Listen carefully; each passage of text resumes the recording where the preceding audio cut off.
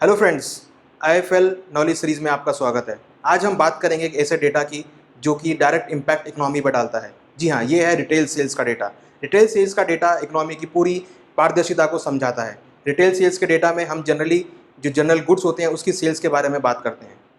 अगर ये data positive आता है तो इसका मतलब इकोनॉमी ग्रो कर रही है, और अगर ये डेटा नेगेटिव आता है तो इसका मतलब कि इकोनॉमी ग्रो नहीं कर रही है।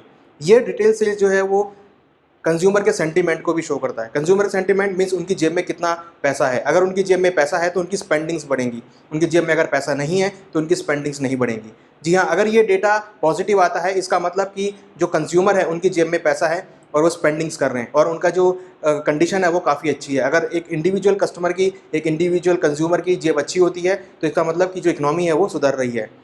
ये डेटा जनरली हम यूएस, यूरोप और चाइना की इकोनॉमी का ट्रैक करते हैं।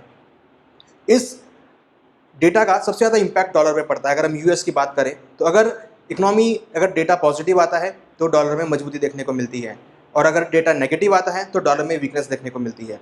और अगर डॉलर में पॉजिटिविटी है तो आपको बुलियंस में नेगेटिविटी देखने को मिलेगी, और अगर डेटा नेगेटिव है तो आपको बुलियंस में पॉजिटिविटी देखने को मिलेगी।